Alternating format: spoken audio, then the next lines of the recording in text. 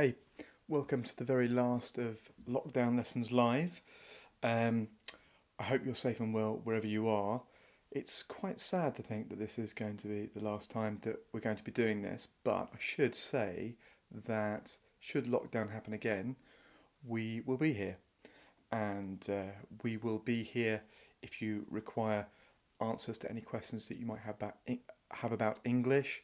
So if you have a concern, please do feel free to get in touch.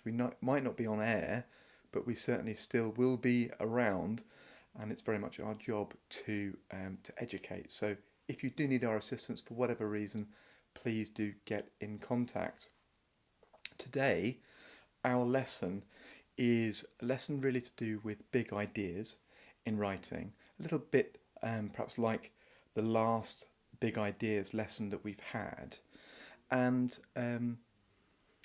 hopefully today you'll see how great writing can help us understand the world. And great writing can help us understand the world. And great ideas, great writers can almost hold our hand out of history and guide us, whatever we're dealing with, whether it is love, hope, grief, despair. There's a poet, there's a writer that's been there before, and they can act sometimes even as a guide. So keep reading. This is the thing. Keep reading, because in books, in poetry, there is advice, life advice, and it can really help you see sometimes in the dark and provide you a very clear guide. So reading really does help. It doesn't just help you academically. I believe it helps you become a better person. So if you're not reading, get reading. And if reading on the page is something that frustrates you, then get to your local library, or equally download Borrow Box, which will help you, which will give you access to lots of the resources online that libraries have, specifically audiobooks. So by listening to audiobooks, you are reading. You might not be decoding on the page, but you are reading, and this is very much a great way to listen to the ideas of great people. The more ideas, thoughts and feelings you have access to of others, the more well-rounded you'll be as a human being. That's my very firm belief. Don't be put off by the challenge of reading on the page. Download an audiobook and see what writers have to say.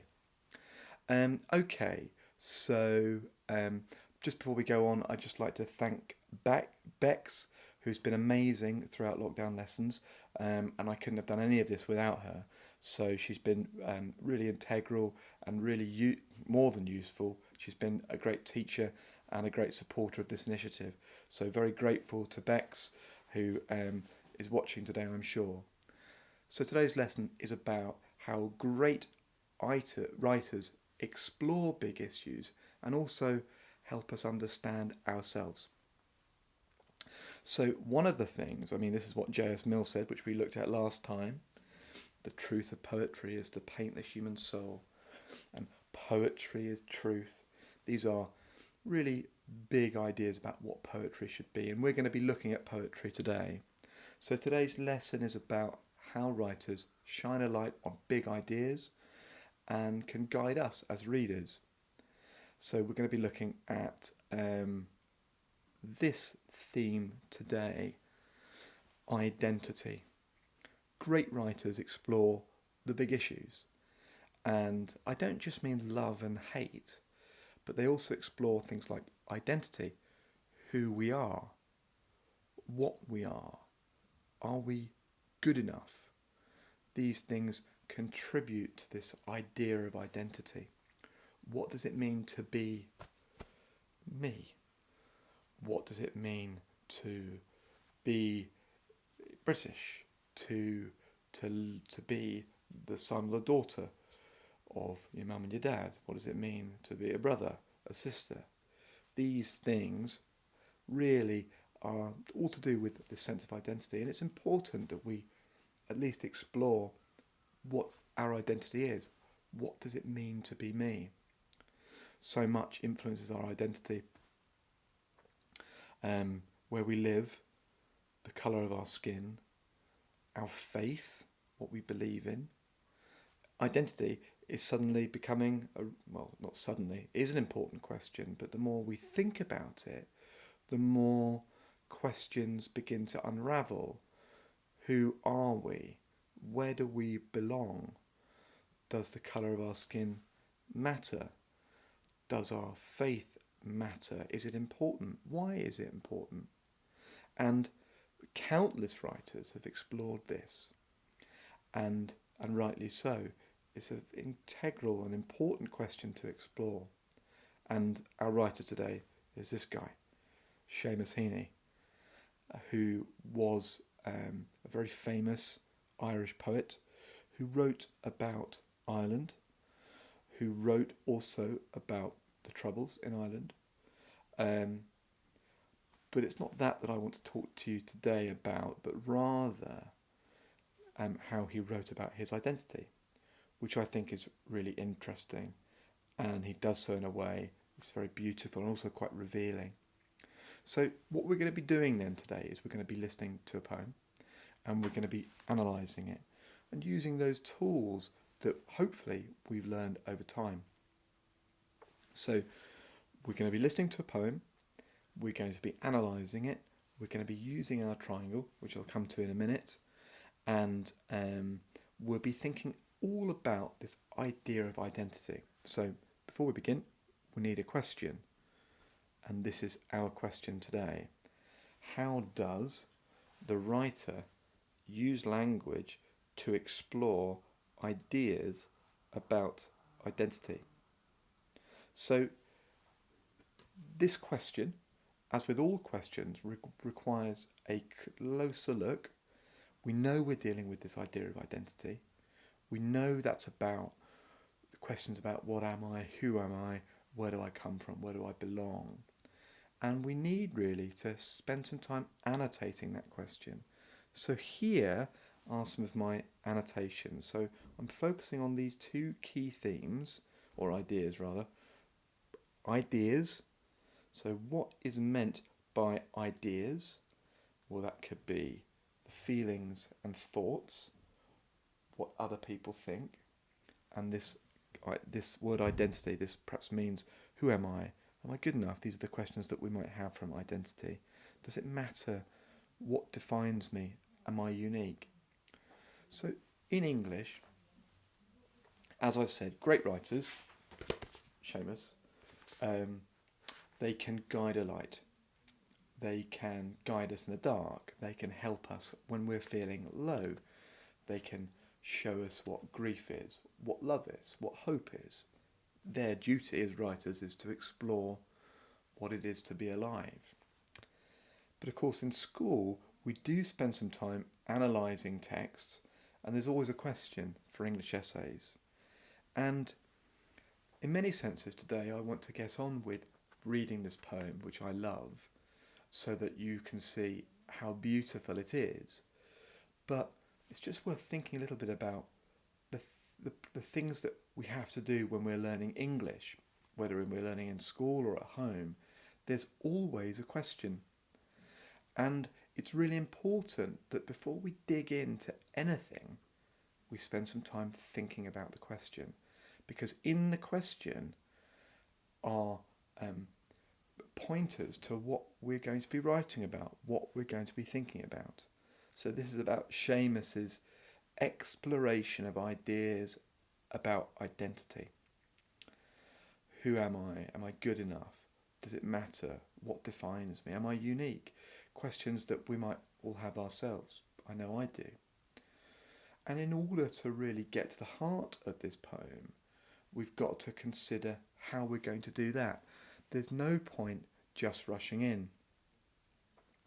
One of the baffling things about literature and language is that perhaps we don't understand things immediately. I mean, I understand when my wife might say to me, make sure you pick your son up from school. I understand what she says when she says that. But sometimes poetry is particularly coded.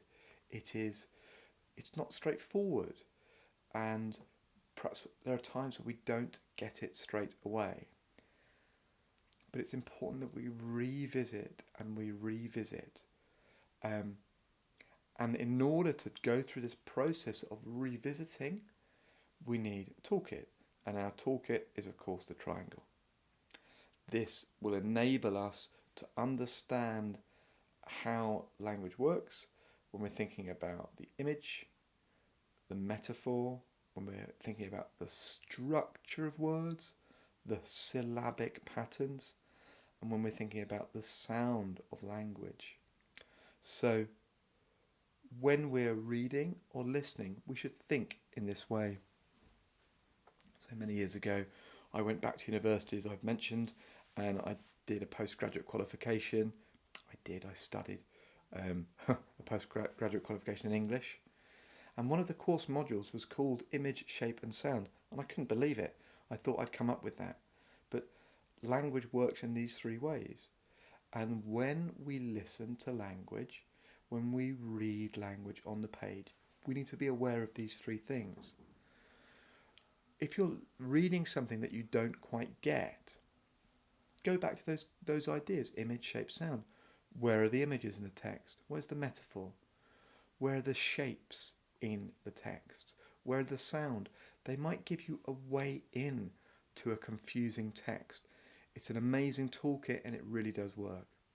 So we're looking then at Seamus Heaney's poem. Here he is. And we're going to be exploring how he deals with questions around isolation. How does the writer use language to explore ideas about identity? And we're going to be thinking as we do this about the image and about the shape and about the sound in text. Don't worry if you don't understand what you're listening to initially. What we're going to be doing is we're going to be focusing on where we can see the impossible, where we can see the metaphor. And we're going to be focusing on that. Then we're going to be focusing on what the shapes of the words are doing. What is their purpose and point? Do they have an effect? And then we're going to be thinking about the sound of language. All of these things the poets thought about, and all of these things we're going to think about right now. So this is Digging by Seamus Heaney. Digging. Between my finger and my thumb, the squat pen rests, snug as a gun. Under my window, a clean rasping sound when the spade sinks into gravelly ground. My father digging. I look down till his straining rump among the flower beds bends low, comes up 20 years away, stooping in rhythm through potato drills where he was digging. The coarse boot nestled on the lug, the shaft against the inside knee was levered firmly. He rooted out tall tops, buried the bright edge deep to scatter new potatoes that we picked, loving their cool hardness in our hands. By God, the old man could handle a spade, just like his old man. My grandfather cut more turf in a day than any other man on Toner's bog. Once I carried him milk in a bottle, corked sloppily with paper.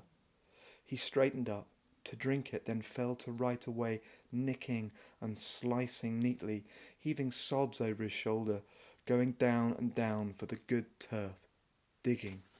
The cold smell of potato mould, the squelch and slap of soggy peat, the curt cuts of an edge through living roots awaken in my head. But I'd no spade to follow men like them. Between my finger and my thumb, the squat pen rests. I'll dig with it. It's a poem I love. It's a poem I love because it's a poem about writing. Seamus is holding a pen. He's holding the pen between his finger and thumb, and it's resting there. The pen Here's my pen, which I carry with me all over the place. I've had it for years. It rests between my finger and thumb. When I read this poem, I think about what it is to be a writer, because Seamus certainly knew what it was to be a writer. He was digging with his pen.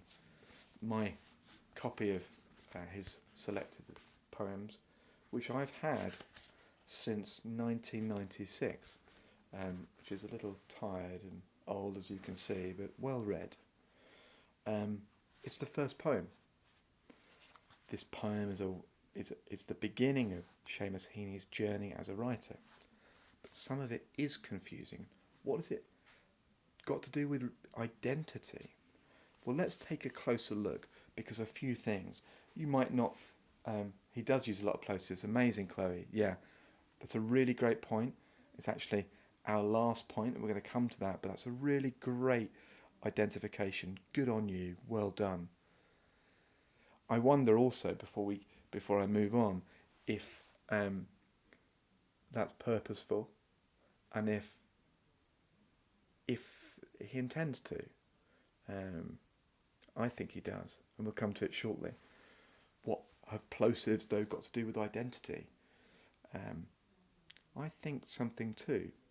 So we've got this question of identity. What is this poem? What has it got to do with identity? Well, let's have a quick look. So this is the first stanza, the first page rather, that I want to show you. I've split the poem in half, really just to focus on bits at a time. And you can see at the beginning, we've got this, the beginning, the squat pen rests snug as a gun. That's how the poem is starting. And of course, it's literal too. That is how the poem is starting. He's writing with his pen. Under my window, a clean rasping sound. When the spade sinks into gravelly ground, my father digging, I look down. Well, it seems like it's quite straightforward. He's got his window, and he's looking down, and he sees his dad digging.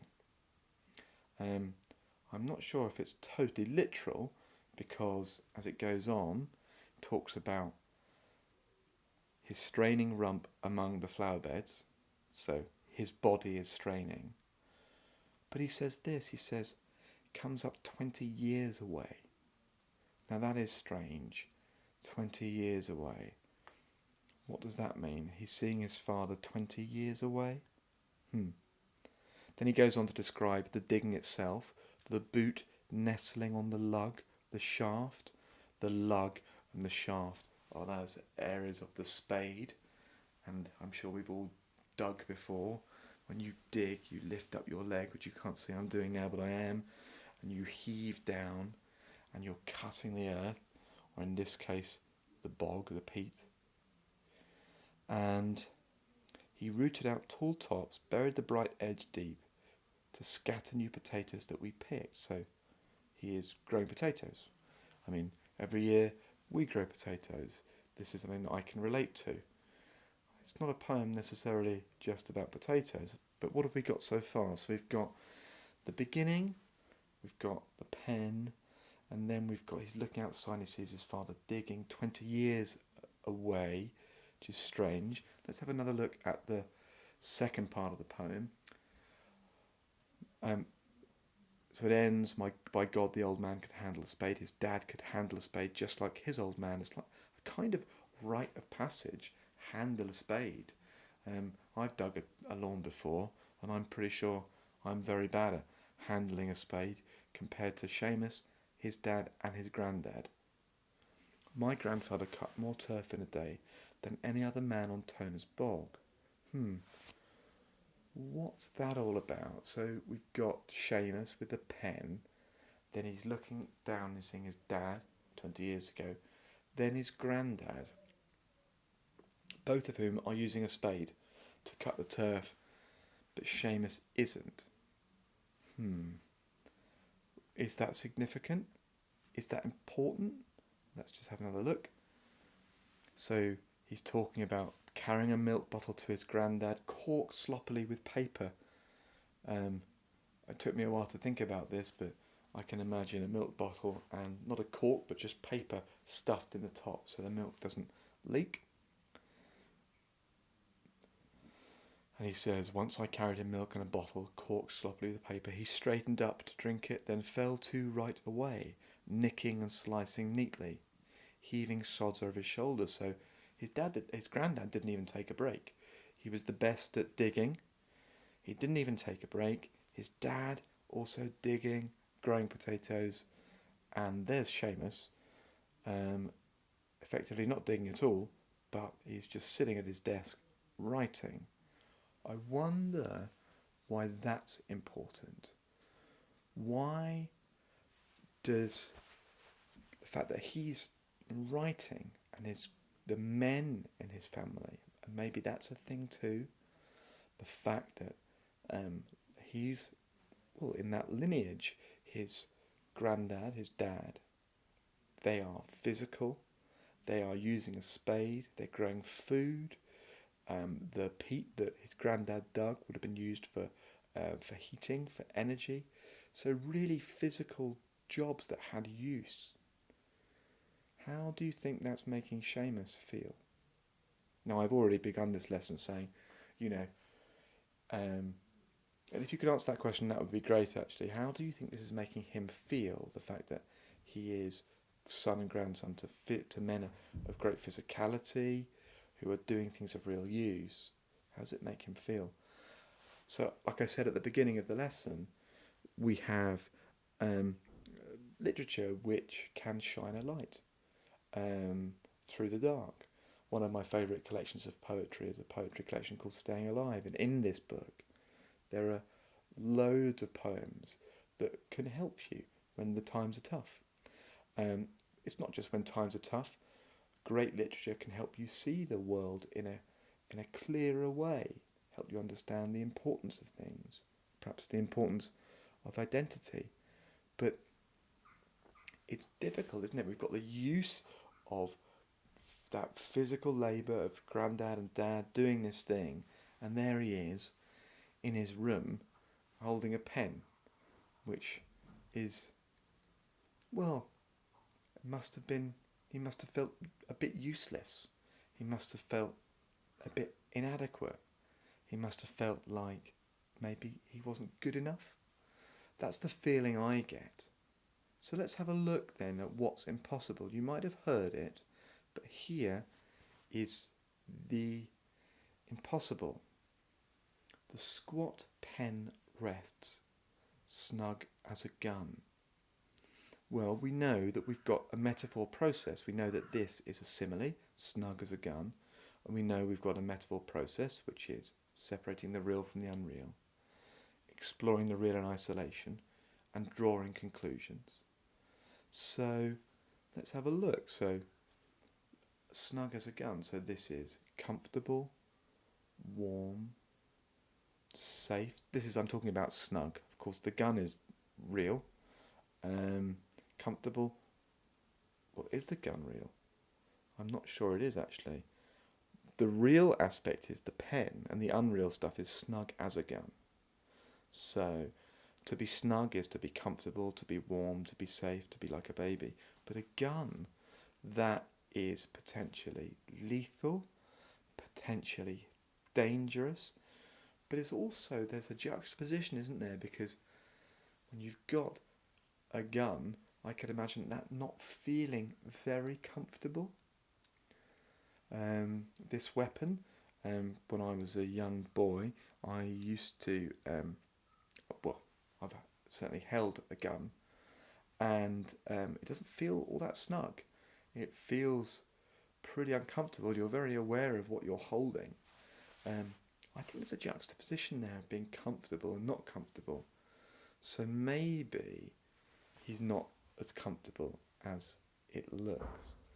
And I certainly feel that being someone that is different, he would feel different to his grandfather and his dad, that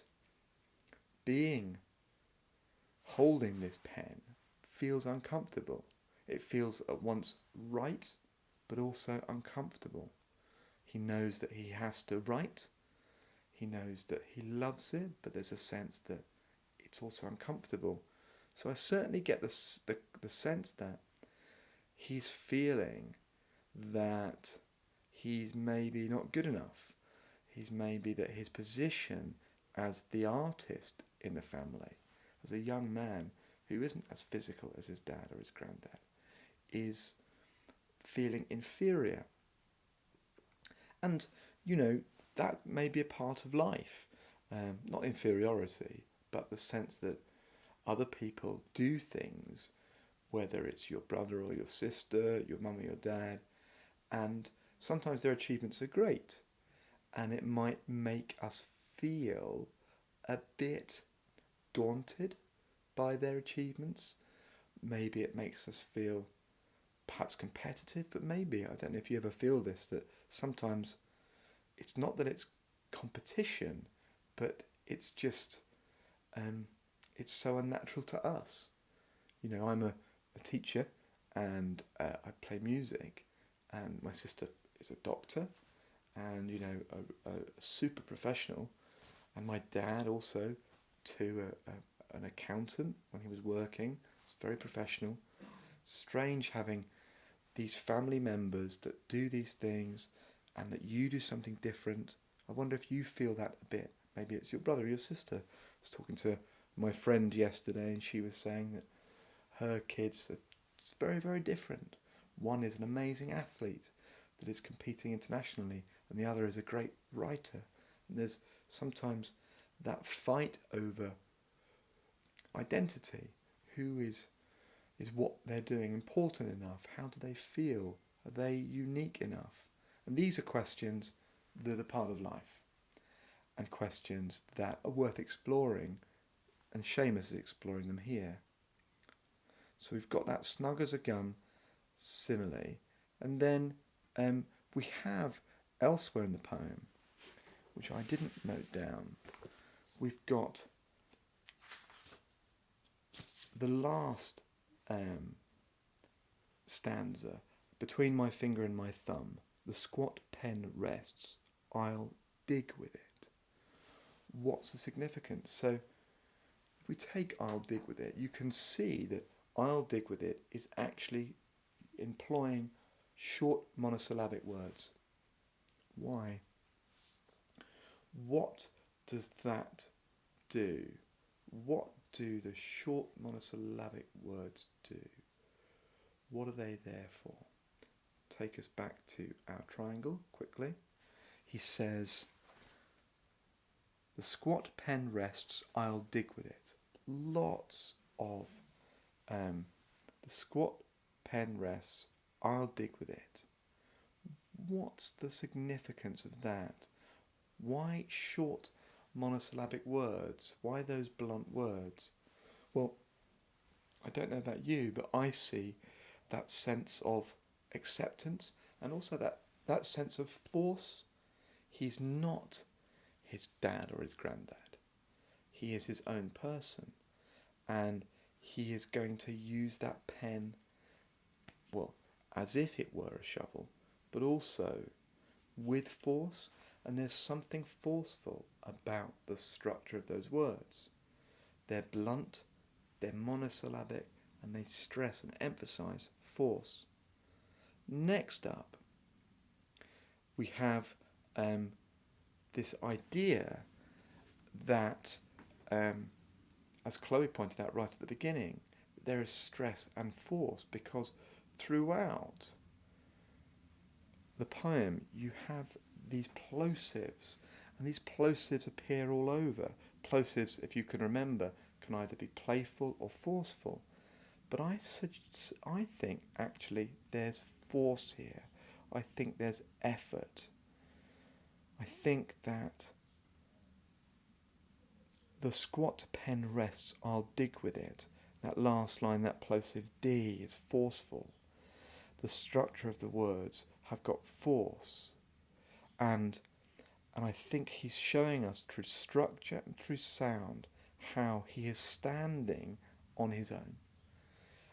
Different, but part of the same family. A digger, but a digger that's finding something other than peat or digging potatoes, but something else, something deeper. And also there's that sense of wanting to be accepted, wanting to be part of this family. Identity has got to do with who we are, where we belong, but we also have our own unique perspectives and dreams. How we fit into others' lives is all part of identity. And here we have a man who is doing not what his family normally do, which is farm, but write. And he is standing quite tall and saying quite forcefully, this is what I'll do. And he's very self-assured. It's a poem that can make us feel perhaps self-assured. Maybe that's something that you do that's creative. Maybe that's something, there are ways that you think even that perhaps aren't the way that others think. And if you are strong enough, you can find your way through and forward. It's been such a pleasure to have to supported and to have taught some of you over the last 3 months, and I've really enjoyed that, and I know Becky has too. We are an education business in Cornwall, and we teach GCSE and A-level, and we also teach English as a foreign language. And whilst we are a business, we do recognise that our purpose is to do this, to educate. And we would be very happy to field questions should you have any, whether they're about English GCSE or A-level or whatever. Please do get in touch. We'll be here to help.